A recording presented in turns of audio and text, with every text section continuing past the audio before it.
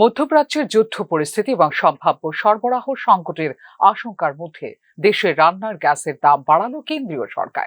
শনিবার অর্থাৎ 7 মার্চ থেকে কার্যকর হওয়া নতুন দামে 14.2 কেজির ঘরোয়া এলপিজি সিলিন্ডারের দাম বৃদ্ধি পেয়েছে 60 টাকা।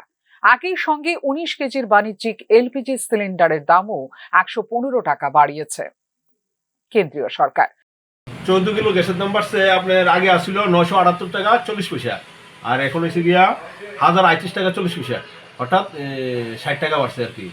আর বাণিজ্যিক গ্যাস এটা বাড়ছে আপনার 114 টাকা, আগে আসছিল 2255, আর এখন এসে 2369 টাকা। এটা তো মানে বাসা হইতেছে বিক্রি করে হঠাৎ করে গ্যাসের দাম বেড়ে গেছে। 978 টাকা 40 পয়সা, এখন কোথা 1040 টাকা বললাম, প্রায় 62 টাকা। কত পার্সেন্ট জনসাধারণত 65 টাকা। এটা তো আমরা সাধারণ মানুষের উপর চালের টাকা যেটা বড় মতন এখন আমরা মাইন্ড নিতে হবে। এর আগে 2025 সালের 8 এপ্রিল ঘরোয়া সিলিন্ডারের দাম 50 টাকা বাড়ানো হয়েছিল, অর্থাৎ প্রায় 1 বছর পর আবারও হলো এই মূল্য বৃদ্ধি।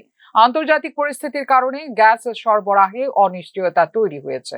যুক্তরাষ্ট্র, ইসরায়েল ও ইরানের সংঘাতের জেরে মধ্যপ্রাচ্যে উত্তেজনা বাড়ছে, যা বিশ্বজুড়ে জ্বালানি সরবরাহ ব্যবস্থাকে প্রভাবিত করতে পারে বলে আগেই সতর্ক করেছিল বিভিন্ন এজেন্সিগুলো। এই পরিস্থিতিতে 5 মার্চ জরুরি ক্ষমতা ব্যবহার করে দেশের তেল শোধনাগার সংস্থাগুলিকে এলপিজি উৎপাদন বাড়ানোর নির্দেশ দেয় কেন্দ্র। নির্দেশ অনুযায়ী শোধনাগারগুলিকে এখন থেকে প্রধানত রান্নার গ্যাস উৎপাদনের জন্য ব্যবহার করতে হবে প্রোপেন ও বিউটেন। পাশাপাশি সব কোম্পানিকে রাষ্ট্রায়ত্ত তেল সংস্থাগুলির কাছে, যেমন Indian Oil Corporation, Hindustan Petroleum Corporation Limited এবং Bharat Petroleum Corporation Limited, propane ও বিউটেন সরবরাহ নিশ্চিত করতে বলা হয়েছে, যাতে সাধারণ গ্রাহকদের কাছে ব্যাহত না হয় গ্যাস সিলিন্ডারের সরবরাহ। বিশেষজ্ঞদের মতে সম্ভাব্য সংকটের অন্যতম কারণ হরমুজ প্রণালীর অনিশ্চিত পরিস্থিতি। পারস্য উপসাগর ও আরব সাগরকে সংযুক্ত করা প্রায় 167 কিলোমিটার দীর্ঘ এই জলপথ দিয়ে পরিবাহিত হয় বিশ্বের প্রায় 20% পেট্রোলিয়াম। ভারতের অপরিশোধিত তেলের প্রায় 50% এবং এলএনজি আমদানির 54% আসে এই পথ দিয়েই। সংঘাতের কারণে যদি এই রুটে জাহাজ চলাচল ব্যাহত হয়, তবে জ্বালানি সরবরাহে লাগতে পারে বড় ধাক্কা। অন্যদিকে ইরানের ড্রোন হামলার পর কাতারের এলএনজি প্ল্যান্টে উৎপাদন সাময়িকভাবে বন্ধ হওয়ায় আরও চাপ তৈরি হয়েছে ভারতের গ্যাস সরবরাহে। ভারত তার মোট এলএনজি চাহিদার প্রায় 40% আমদানি করে কাতার থেকে। এই পরিস্থিতিতে উদ্বেগ প্রকাশ করেছে সিএনজি খাতের কোম্পানিগুলিও।